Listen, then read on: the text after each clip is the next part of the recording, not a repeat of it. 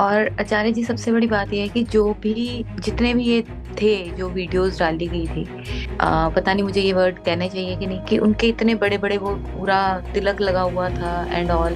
और fighter pilot भी बन रही है महिलाएं। उन दिनों कोई दुश्मन देश आक्रमण कर दे तो लेडी फाइटर पायलट बोलेगी मैं नहीं जाऊंगी, मेरे पीरियड चल रहे हैं। चीजें चलती कि मंदिर नहीं जाना, मंदिर की किसी चीज को छूना नहीं है। घर में कम से कम पतियों को तो ये करना चाहिए। उनको तो सब पता होता है पीरियड से घर का, वही जाके बोले सुबह सुबह उठ चांद डाले नहीं। नमस्कार आचार्य जी। आचार्य जी, अभी कुछ दिन पहले एक काफी प्रख्यात गायिका और कथावाचक हैं, जिन्होंने अपना एक इंटरव्यू दिया ऑनलाइन, और उसमें उन्होंने मासिक धर्म के ऊपर, स्त्रियों के मासिक धर्म के ऊपर अपने कुछ विचार प्रकट किए कि मासिक धर्म में स्त्रियां अशुद्ध नहीं होती हैं, और अगर वो स्त्रियां शुद्ध होती तो जो बच्चे पैदा होते हैं वो उसी रक्त स्त्राव से होते हैं, तो हम सभी भी अशुद्ध होते। दूसरी बात उन्होंने ये कही कि जब द्रौपदी जी को भरी सभा में लेके आया गया था तब वो रजस्वला थी, और अगर वो अशुद्ध होती तो कृष्ण जी उनकी सहायता ना करते। उनके इस प्रश्न के बाद काफी हमारी सो कॉल्ड रूढ़िवादी कथावाचक या जो भी शास्त्री ज्ञानी थे, उन्होंने अपनी बहुत सी वीडियोस डाली, जिसमें से कुछ उन्होंने इस तरह से लिखा कि उन्होंने जो भी उससे संबंधित अपने विचार दिए कि पारस्कर स्मृति या पारस्कर ग्रह सूत्र में उन्होंने संस्कृत में पहले बोला और फिर उसको हिंदी में ट्रांसलेट किया कि स्त्री जब मासिक धर्म में होती है तो वो पहले दिन चंडालिनी, दूसरे दिन ब्रह्म घातिनी, तीसरे दिन रजस्वला, और फिर चौथे दिन वो शुद्ध होती है। और जिस तरह बार बार रोगी रोगी को स्पर्श करने से रोग हो जाता है, उसी तरह रजस्वला स्त्री को देखने से दोष लगता है। फिर उन्होंने कुछ और बोला कि दांतों में छेद हो वो मूर्ख नहीं हो सकता, माथा चौड़ा हो वो कभी दरिद्र नहीं हो सकता, एक आंख का काना कभी साधु नहीं हो सकता, उसी प्रकार क्योंकि वो गायिका भी हैं, उसी प्रकार गाने वाली स्त्री कभी सती नहीं हो सकती। और वो कथावाचक भी हैं तो उसके बारे में भी उन्होंने शास्त्र से संबंधित अपने विचार प्रकट किए कि जो शास्त्रों में लिखा गया है कि पुरुष ऐसा कौन सा पाप है जो वो नहीं करता अगर वो पुरुष स्त्री के मुख से धर्म एवं शास्त्रों का श्रवण करता है। और फिर उन्होंने कहा कि आप समझ रही हैं ना कि यहाँ हमारे शास्त्रों में नाचने गाने वाली जो स्त्रियां हैं उनको वेश्या समझा जाता है, वो सती नहीं हो सकती, वो अच्छे चरित्र की स्त्री नहीं हो सकती। तो एक तो यहाँ पे मेरे दिमाग में ये आया कि मीराबाई जो गायिका भी थी, क्या ये जो लोग हैं उनको भी फिर इसी कैटेगरी में ला रहे हैं? और दूसरा प्रश्न ये था कि क्योंकि वहां नीचे बहुत से लोगों के कमेंट थे उनके वीडियोस के नीचे कि हाँ हाँ आप सही बोल रहे हैं, या शास्त्र तो पढ़ ले पहले, खुद चाहे उन्होंने कभी नहीं पढ़े हो।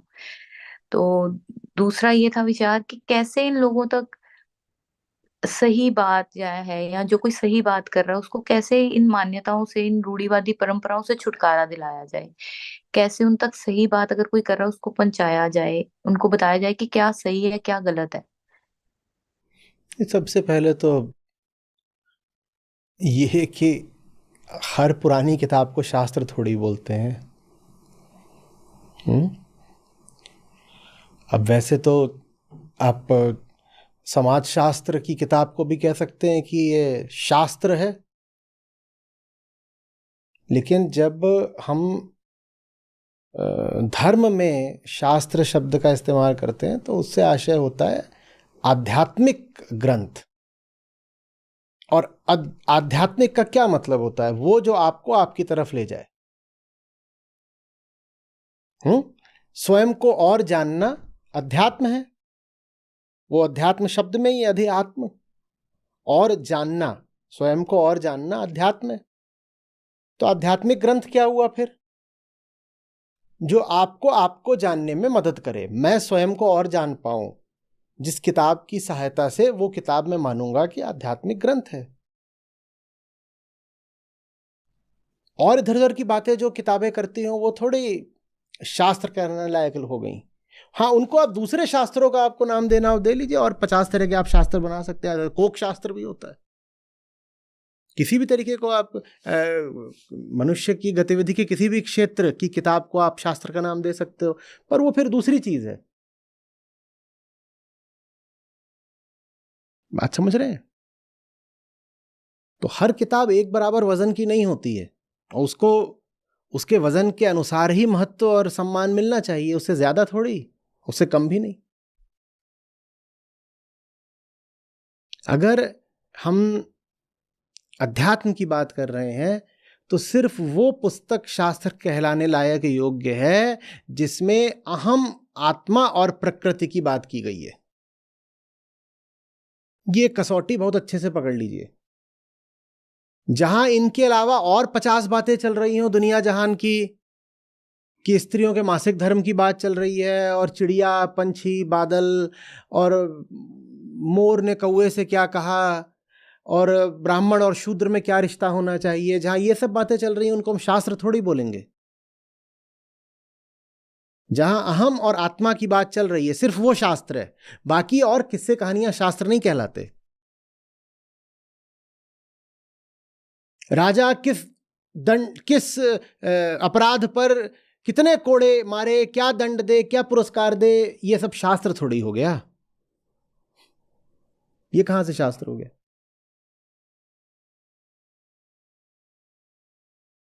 तो जो मूल भूल है वो तो यही है कि कोई भी पुरानी किताब लेके उसको शास्त्र बोलना शुरू कर देते हो।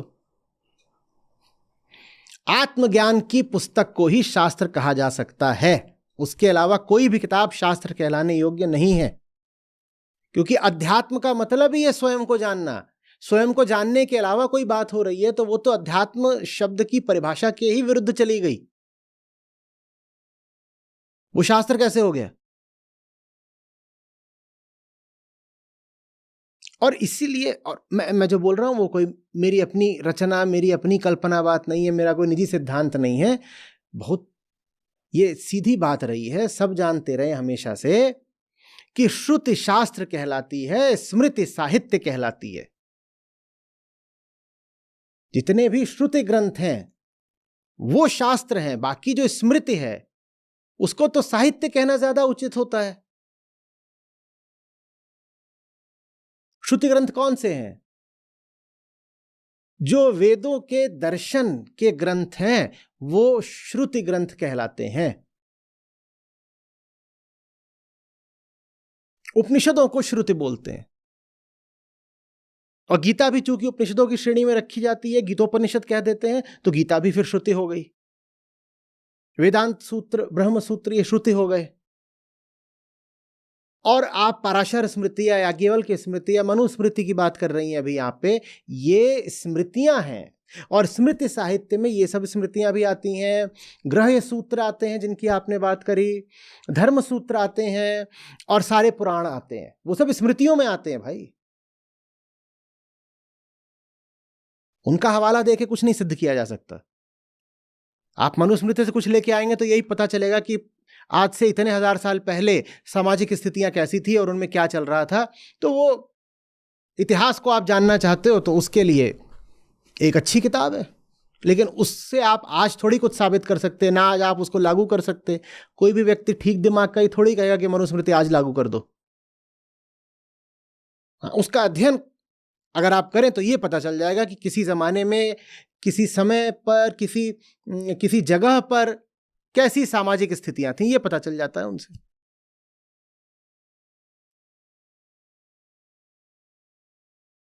मुझे समझ में नहीं आता, ये हमारा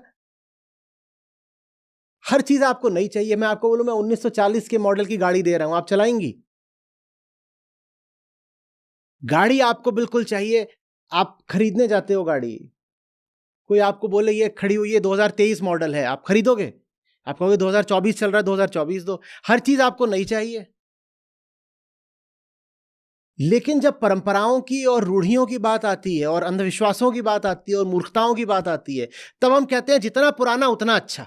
और कोई चीज सिर्फ इसलिए अच्छी हो गई क्योंकि पुरानी है, तो फिर कार भी पुरानी चलाओ, कपड़े भी पुराने पहनो।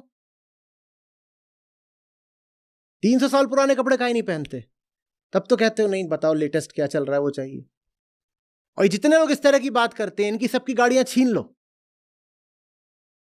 और 150 साल पहले जो पहली बाइसिकल बनी थी वो इनको दे दो।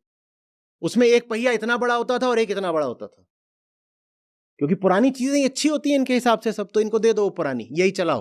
तब ये काय को बोलने जाते हैं। और ज्यादातर जो इस तरीके के होते हैं, इनके बढ़िया पैसा अच्छा होता है, कहीं एकदम लग्जरी वाली कार चाहिए, वो भी 2024 मॉडल की। ये 2024 क्यों चाहिए तुम्हें? 2024 ईसा पूर्व वाली गाड़ी मांगो। 2024 बीसी वाली गाड़ी देना। इनको रथ दिए जाने चाहिए। ये गाड़ियों पे क्यों चल रहे हैं? बढ़िया एक रथ निकल रहा है। और पंखा झलने वाले होने चाहिए। ये इनके घरों में पंखे, कूलर, एसी क्यों लगे होते हैं? आप कह सकते हैं श्रुति भी तो पुरानी है। श्रुति पुरानी है, पर श्रुति में जो मुद्दा लिया गया है, जो उसका विषय है, सब्जेक्ट, वो इटर्नल है। वो किसको संबोधित करती है श्रुति? अहंकार को। अहंकार 5000 पहले भी था, 5000 साल बाद भी है। तो इसीलिए श्रुति को आप पुराना कभी नहीं बोल पाओगे। कोई भी काम ठीक है कि नहीं है, उसके लिए भी आखिरी बात यह होती है कि श्रुति द्वारा वो प्रमाणित है कि नहीं। श्रुति प्रमाण हमेशा आखिरी माना जाता है, हमेशा। शब्द प्रमाण भी उसी को बोलते हैं, आखिरी बात है। श्रुति सारे धार्मिक मसलों का सर्वोच्च न्यायालय होती है। उसके अलावा हम किसी की नहीं सुनेंगे। सर्वोच्च न्यायालय ने जो बात बोल दी, उसके बाद ये नीचे के छोटे मोटे कोर्ट कुछ बोल रहे हैं, उसकी कोई हैसियत है क्या? सर्वोच्च न्यायालय ने बोल दिया कि महिला और पुरुष देह से अलग होंगे, चेतना से एक हैं। और देह का महत्व तो है नहीं, महत्व तो चेतना का है। जब सर्वोच्च न्यायालय ने यह बोल दिया, तो अब नीचे वाले कुछ बोलते रहे, उससे क्या फर्क पड़ता है? सनातन धर्म का सर्वोच्च न्यायालय है श्रुति। और श्रुति माने उपनिषद। उपनिषदों ने कह दिया कि जब हम किसी मनुष्य को देखते हैं तो ना हमें उसमें महिला दिखाई देती है ना पुरुष दिखाई देता है। हम जब किसी मनुष्य को देखते हैं तो हमें उसमें चेतना दिखाई देती है, बस।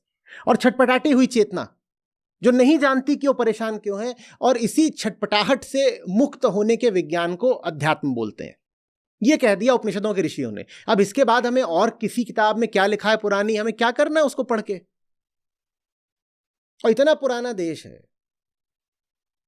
उधर कंधार से लेकर कामरूप तक, ऊपर तिब्बत से लेकर के नीचे लंका तक, कितने ही ग्रंथ लिखे गए होंगे। जितने मुंह उतनी बातें। आप लिखने से तो किसी को नहीं रोक सकते ना। और जो भी पढ़े लिखे लोग थे, उनको संस्कृत आती थी, संस्कृत में लोगों ने बातें लिख दी हैं। तो सारी जो पुरानी बातें, उनका एक बराबर थोड़ी महत्व हो गया।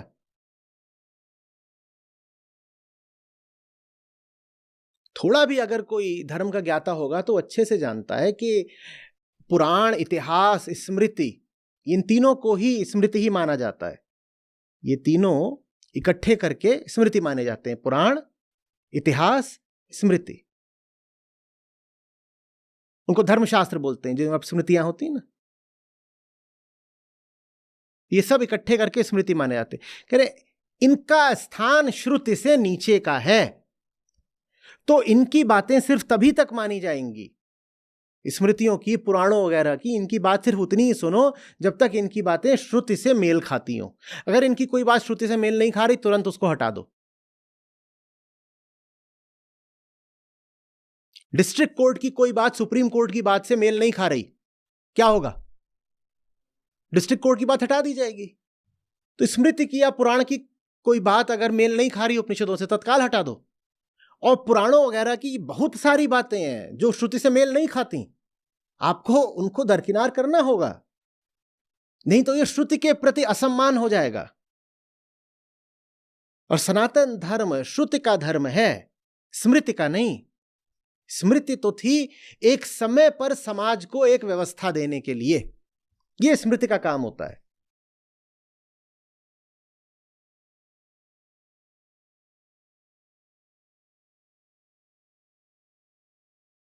आ रही बात समझ में? अब वो मासिक धर्म के पहले दिन चांडालिनी होती है, ये होती है। उपनिषदों के ऋषि ये बात सुनते तो ऐसे माथा पकड़ के बैठ जाते, बोलते ये किस बुद्धि से ये सब बातें बोली हैं? ये बातें तो पढ़ने लायक ही नहीं होती हैं। आपका कोई हितैषी हो जो थोड़ा जानकार हो, विद्वान हो, आप उसके पास जाएं, आप कहें आपको अपनी आध्यात्मिक यात्रा शुरू करनी है, तो वो आपके हाथ में भगवत गीता देगा, कठोपनिषद देगा, अष्टावक्र गीता देगा।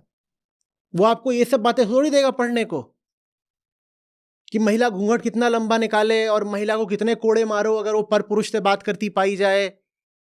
ये सब बातें अध्यात्म में थोड़ी आती हैं। तो ऐसा ही है, इनका क्या महत्व है कि महिला अगर गाना गा रही है तो वो वेश्या हो गई? ये बात कोई उपनिषद बोलने वाला है? ये बात श्री कृष्ण बोलने वाले हैं?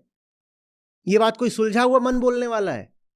ये सब बातें तो बीमार चित्त की उपज है सीधे सीधे। ये बोलने में डर कैसा? कोई महिला गाना गा रही है और आप उसको वेश्या बोलो और ये बात किसी किताब में लिखी हो, तो किताब किसी बीमार आदमी ने लिखी होगी। और आचार्य जी, सबसे बड़ी बात यह है कि जितने भी ये थे जो वीडियोस डाली गई थी, पता नहीं मुझे ये वर्ड कहने चाहिए कि नहीं, कि उनके इतने बड़े बड़े वो पूरा तिलक लगा हुआ था एंड ऑल, और वो पूरे एक उस तरीके से बात करते कि आई एम सरप्राइज्ड कि कैसे बोल आई एम सकते हो आप ये चीज। सरप्राइज्ड कि आपने कितनी रिकॉर्डिंग सुन ली, कितनी देख ली, कि उसके बाद आपको समय मिल गया वो सब देखने का। कहने वाले तो हर तरीके के होंगे और वो कहेंगे, किताबें भी हर तरह की लिखी गई हैं और वो लिखी जाती रहेंगी। आपने गीता समागम के सारे सुन लिए सत्र, आपने सारे रिफ्लेक्शन लिख लिए, आपने चिंतन मनन ध्यान निधिध्यासन सब कर लिया, समाधि में पहुंच गई कि आप वहां जाके पता नहीं किसको देख रहे हो, क्यों देख रहे हो। और इस तरह के लोग रहेंगे। समस्या ये नहीं है कि वो लोग हैं, समस्या ज़्यादा बड़ी ये होती है कि हम उधर पहुंच जाते हैं देखने सुनने के लिए। सर, वो रील्स में पॉपअप होती हैं। तभी होती हैं जब वैसा पहले कुछ सुना होता है। रील का भी एक एल्गोरिदम होता है, वो आपको वही दिखाएगा जो आप पहले देख चुके हो। क्यों देखते हो आप ये सब? मत देखा करो ना। ये सब हुआ है मुझे तो पता भी नहीं है, किसने कहाँ क्या कर दिया, किसने क्या बोल दिया, कौन कथावाचक है, कौन गुरुजी है, किसने किस पे टिप्पणी कर दी, मुझे सचमुच नहीं पता है, एकदम नहीं जानता मैं। क्योंकि जो वो न्यूज चैनल है उसको मैं क्यों क्यों क्यों उस क्यों पे क्यों? कहीं आपका भी इंटरव्यू था तब। अरे तो वो तो मैं वहां घुसा होऊंगा कि उस न्यूज चैनल में जो लोग हैं उनको वहां से हटा सकूं। मैं वहां घुसा था कि वहां के लोगों को वहां से हटा सकूं, और आप मेरे हो और आप वहां से हटने की जगह वहां जाके बैठ गए। ये क्या तरीका नहीं, है? उसको मैंने सब्सक्राइब किया एट दैट टाइम। तो एट दैट टाइम का अनसब्सक्राइब कर दीजिए। ये सब मत देखा करिए, इसका कोई जवाब नहीं है, कोई इलाज नहीं है। बट मुंडे सर, हम मुंडे उसको मतिर अपनी भिन्ना। डेली लाइफ में हाँ, भी देखते हैं। जिसकी जिसकी जैसी जैसा मुंड होता है वैसी मति होती है, हम उसका क्या करें? हम उसको अपनी डेली लाइफ में भी देखते हैं, और मोस्टली मुझे लगता है डेली जितने भी लाइफ में इंसान। जो लोग इस तरीके के हों उनसे आप वहां आप क्या कर रहे हो वहां पे, बताओ। मुझे ये सब सुन के ही ऐसा लग रहा है कि मैं क्यों सुन रहा हूँ। आप डेली लाइफ में ऐसे लोगों को बर्दाश्त कैसे कर रहे हो? डेली माने रोज, आप रोज रोज झेल रहे हो, क्यों झेल रहे हो? ये कैसी बात है? स्त्री की एक यौन व्यवस्था है, ठीक है, जो उसकी अपनी निजी चीज है शरीर की, उसका अपना एक साइकिल है, उसका एक अपना रिप्रोडक्टिव सिस्टम है। कोई उसको उसी नजर से बार बार देखे जा रहा है। हाँ भाई, तेरे पीरियड चल रहे हैं, नहीं चल रहे हैं, कौन सा दिन चल रहा है, क्या कर रही है, अभी तो चांडालिनी है, अभी तो ब्रह्म भक्षिणी है। तो आप उसके साथ जी क्यों रहे हो? आप उसको क्यों देख रहे हो दिन भर? उसके साथ आप कैसे जी लेते हो?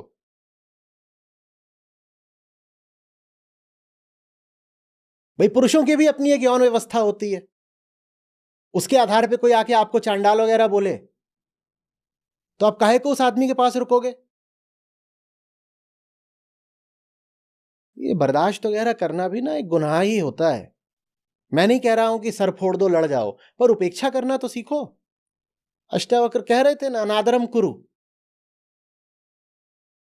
हर फालतू की बात को कान नहीं दिया करते, हट जाते हैं, उठ जाते हैं, जगह छोड़ देते हैं। जिंदगी में इतना कुछ है बहुत सुंदर खूबसूरत, उसको जीवन में लाइए ना। समय उसके लिए भी कम है, ये सब अगली चीजों के लिए समय कहां से निकालें? कितना कुछ जानना है, समझना है, देखना है। अच्छे लोग हैं, उनसे मिलना है, बातें करनी है, अच्छी जगहों पर जाना है, अच्छी किताबें पढ़नी है, ये सीखना है, वो पता नहीं क्या क्या करना है। और समय इतना कम है, पता नहीं किसी के पास 5 साल हो, किसी के 15 साल हो, और वो 5 और 15 साल जो थोड़े से हैं उनको हम बिता दें ऐसे चंडालनी और ये सब करने में। ये समय का कितना दुरुपयोग हो गया ना। मत सुना करिए, सब मत देखा करिए। हमारे धर्म ग्रंथों में जो श्रेष्ठ है, जो उच्चतम है, वो मैं आप तक लेके आ रहा हूं। ठीक है? संतों की वाणी, ऋषियों का ज्ञान, उसके इधर उधर आपको बहुत भटकने की कोई जरूरत है नहीं। और उधर उधर तब जाइए जब पहले जो सिलेबस है आपका वो खत्म हो जाए। भाई यहां पे तो शिक्षण व्यवस्था चल रही है, पाठ्यक्रम है, पहले इसको तो अपन निपटा लें, है ना?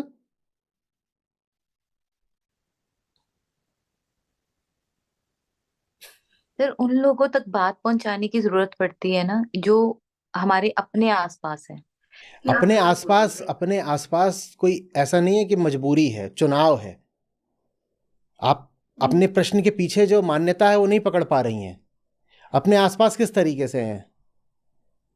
आप चाह रही हैं इसलिए अपने आसपास हैं, आप न चाहें तो आसपास नहीं होंगे। वो आपके आसपास नहीं है, आप उनके आसपास हैं। सर उनको गलत को गलत कैसे बताएं कि आप गलत सोच रहे अरे हो। कुछ मत बताइए, आसपास मत रहिए। मैं सबको बताने जाऊं अगर कि क्या गलत है, एक दिन के अंदर 500 गोलियां खा के आऊंगा। मैं क्यों बताने जाऊं भाई? आसपास वाली बात ही पकड़िए। कोई आपके आसपास नहीं होता, आप किसी के आसपास होते हो। ये आपका चुनाव है कि ऐसे लोगों के आसपास हो। मत रहो उनके आसपास। क्यों हो आसपास?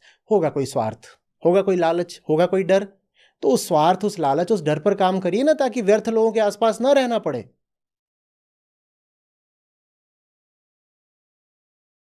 जिसने मूर्खता की और बेईमानी की ठान ली है उसको नहीं हराया जा सकता। आप मुझसे पूछ रही हैं उन्हें कैसे समझाएं, क्या तर्क दें। मेरे ही तर्क मैं ही नहीं समझा पाता, मैं आपको कौन सा नुस्खा दे दूं? अभी उस दिन देवी जी थी, उनसे बातचीत हुई। उन्होंने कहा कि वो गुरु जी की किताब थी कि मेंस्ट्रुअल उस साइकिल खराब हो जाएगा अगर शमशान जाओगी तो उनसे जो बातचीत हुई वो चैनल पर प्रकाशित हो गई। तो उस पर एक से एक बढ़िया तर्क आ रहे हैं। बोल रहे हैं देखो, शमशान में मुर्दा होता है, मुर्दा माने मांस, मुर्दे सारे कभी जलते नहीं पूरे, थोड़ा बहुत बचा रह जाता है कई बार। तो शमशान के आसपास होते हैं सियार, और सियार क्या होते हैं? मांसभक्षी। तो अगर वहां महिला जाएगी और उसके पीरियड्स हैं तो सियार को खून की गंध आएगी, तो सियार औरत को दौड़ा लेगा। और अभी उसके पीरियड चल रहे हैं तो उतना दौड़ भी नहीं पाएगी। तो औरत पे सियार चढ़ना जाए इसलिए उसको मना करा गया है। अब मैं इनको क्या जवाब दूं? कोई जवाब है इस बात का?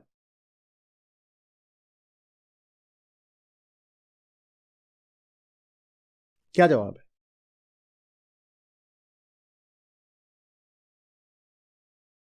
इनका तो यही जवाब है कि आसपास मत रहो भाई। ना चैनल में आसपास रहो, ना जिस भी तरीके से ये आसपास वाला कर रखा है खत्म करो।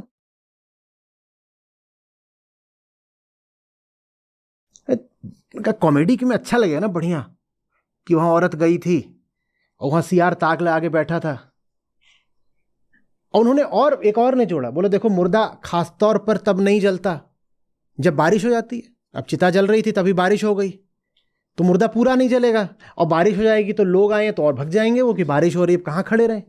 लोग भग जाएंगे और उसी बारिश से मुर्दा पूरा जलेगा भी नहीं। सियार इसी ताक में बैठा हुआ है वहां पे। सोचो, इविल सियार। एक बार मन में कल्पना करिए, एकदम इतना कॉमेडी, इतना फनी है ये। एक खतरनाक सियार ऐसे बैठा हुआ है कि वो भी कब आया है? वो बारिश में, मॉनसूनी सियार। वो इसी चक्कर में है कि बारिश हो, और बारिश होगी जलाने वाले भग जाएंगे, तो मैं मुर्दा बिल्कुल, क्या बोलते हैं उसको, पाड़ के खाऊंगा, जैसे पंजाबी में बोलते हैं।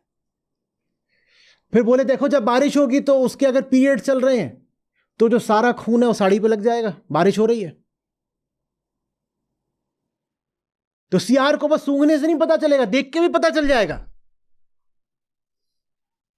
क्योंकि मामला तो बारिश का ही है। अब वो आई है और पीरियड्स थे, बारिश हो गई तो खून साड़ी पे आ जाएगा। तो सीआर सूंघ भले ना पाए, वो देख के जान जाएगा, तो सीआर और जल्दी दौड़ाएगा। और अगर बारिश हो रही हो, भागेगी तो फिसल के गिरेगी। पीरियड्स पहले ही चल रहे थे, ऊपर से वो मिट्टी है वहां पे, वो फिसल के गिरेगी तो सीआर चढ़ जाएगा। तो ये सारा काम सीआर को मात देने के लिए किया गया है। सेंस ऑफ ह्यूमर तो अच्छा है, लेकिन उसके आगे हमें आपसे कोई नाता नहीं रखना साहब।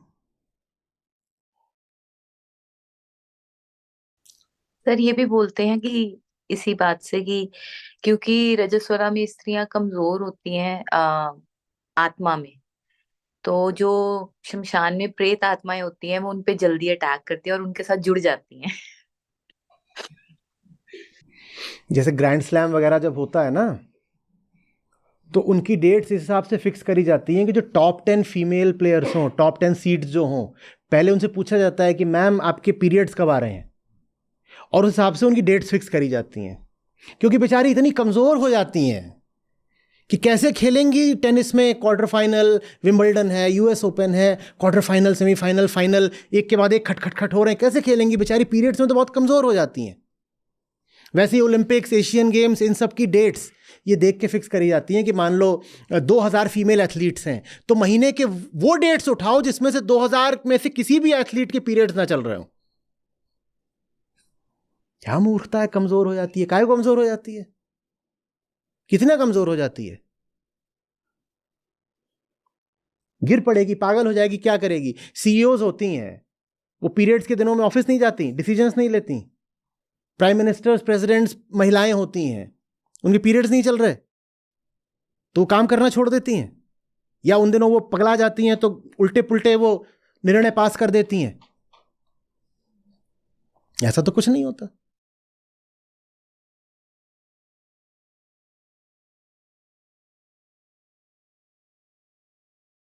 एक प्रोफेशनल एथलीट है, वो तो हर महीने ही कॉम्पीट कर रही है, वो कहां तक अपने पीरियड्स आगे पीछे करेगी कि वो तो, उनको तो खेलना है, हर स्थिति में खेलना है। साधारण सी बात है, उनके लिए सामान्य हो जाता है सब कुछ, ये सबके लिए सामान्य हो जाता है। बेकार में हुआ क्या बनाना।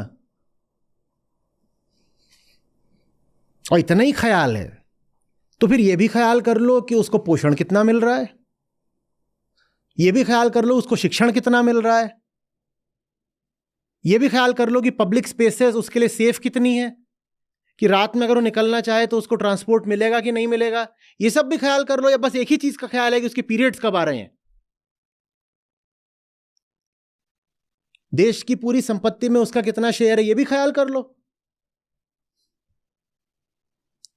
लेजिस्लेचर्स में और बोर्ड रूम्स में उसका कितना रिप्रेजेंटेशन है, ये भी ख्याल कर लो। ये सब नहीं ख्याल करना। महिला विमर्श के नाम पे और महिला कल्याण के नाम पे एक ही चीज का ख्याल करना है कि जब ये रजस्वला हो उन दिनों इसको घर में बंद कर दो, यही उसके प्रति सबसे बड़ी मित्रता है।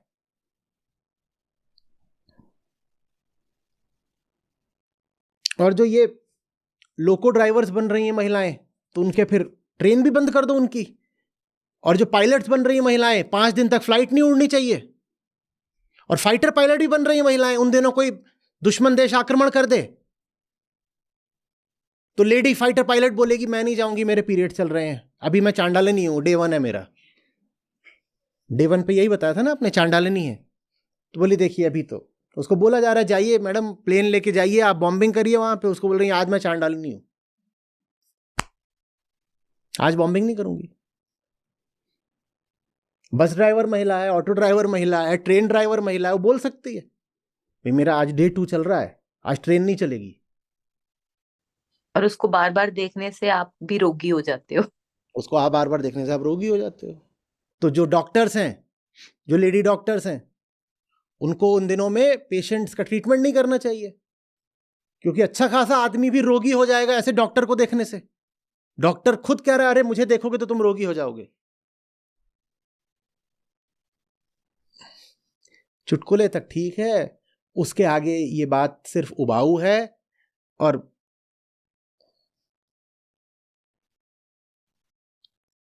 समय की बर्बादी। इक्वली पेनफुल भी है सर, क्योंकि पढ़े लिखे समाज में, शहरों में ये चीजें चलती कि मंदिर नहीं जाना, मंदिर की किसी चीज को छूना नहीं है, लाइक दैट।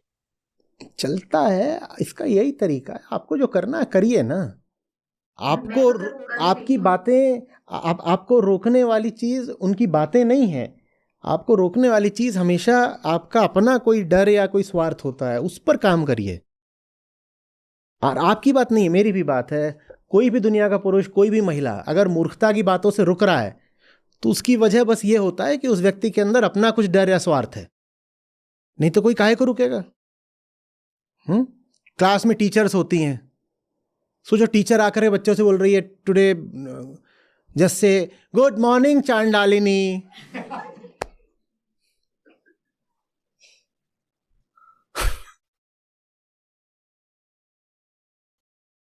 भारत में प्रधानमंत्री से लेके इतनी मुख्यमंत्री सब महिलाएं रही हैं।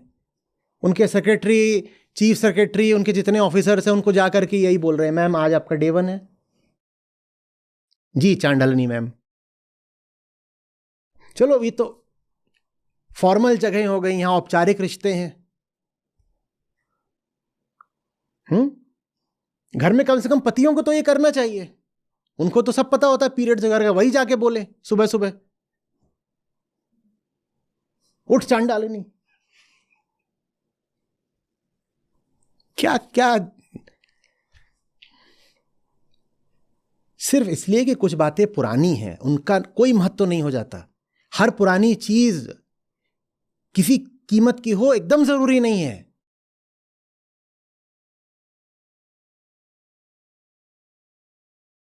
एकदम 500 साल पुराना जो घर हो, जाइए उसमें रहिए, नींद भी नहीं आएगी, पता नहीं कब गिर पड़े अपने ऊपर।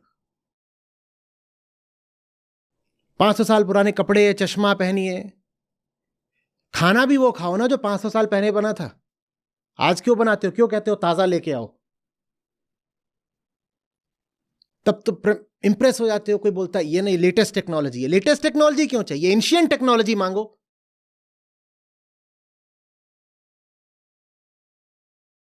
सेना वगैरह में भी क्यों कहते हो कि अति आधुनिक हथियार मिलने चाहिए उनको? बोलो इन्हें अति प्राचीन हथियार दिए जाए। गंडासे, कृपाण, तलवारें, गदा। पूरी भारतीय सेना को गदाओं की सप्लाई होनी चाहिए। सब जवान हमारे गदाएं लेके जा रहे हैं बॉर्डर पे। ये क्या बहुत सुंदर शब्द हैं किसी कवि के। लो अतीत से उतना ही जितना पोषक है, जीर्ण शीर्ण का मोह मृत्यु का द्योतक है। जो कुछ अतीत में अच्छा हो उसे जरूर लेना चाहिए, पर सब कुछ अतीत में अच्छा नहीं है, उसे लेने की कोई जरूरत नहीं है। भगवत गीता, उपनिषद, इन्हें दिल से लगा लीजिए। और अगर ये दो आपको समझ में आ गए हैं, काम हो गया आपका। ठीक है, धन्यवाद आचार्य जी।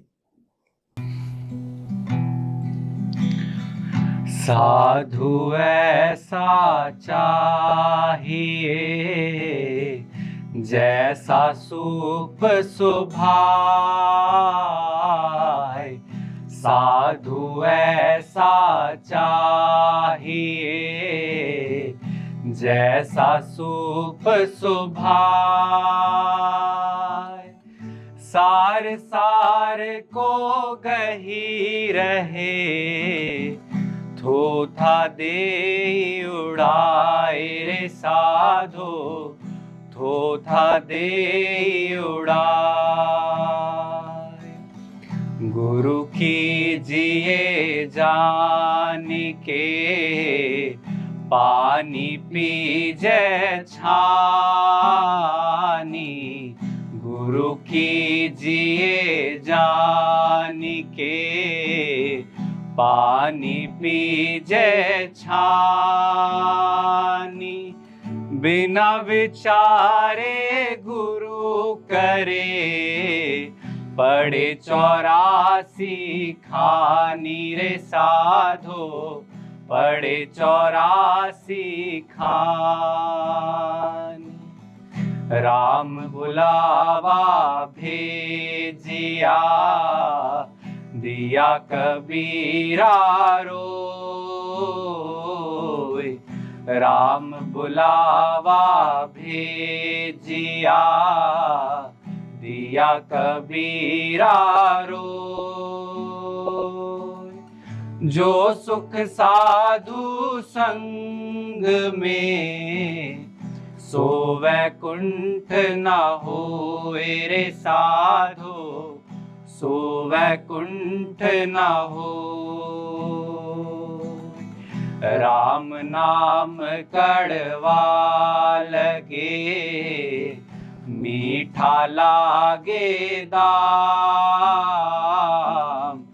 राम नाम कड़वा लगे, मीठा लागे दाम।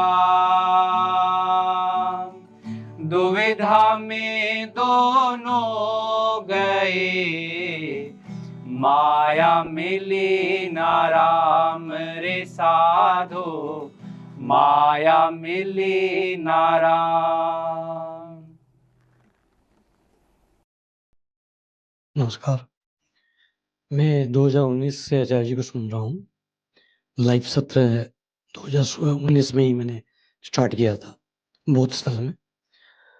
तो मैं वैसे 10 साल से बहुत सारे गुरुओं को मैंने सुना है। सबसे कुछ न कुछ मेरे को मिला है, किसी के बारे में नेगेटिव कोई बात नहीं है। लेकिन आचार्य जी से जो मेरे को मिला है वो कहीं नहीं मिला है। वो सबसे अच्छी चीज़ मेरे को ये लगती है कि वो लाइफ का एक पर्पस देते हैं। तो मेरे को जो पर्पस मिला है वो एनिमल्स का मिला है। तो एनिमल लवर्स, आचार्य जी को सुनने के पहले एनिमल लवर्स के बारे में कोई बोलता था तो मेरे को मजाक सा लगता था, और अब मेरे लाइफ का ये पर्पस बन चुका है। ये मेरे हाथ में बहुत बड़ी पावर आ चुकी है। बहुत ज़्यादा बोलने की आदत नहीं है, तो इतने में ही वाणी को विराम दूंगा। Thank you.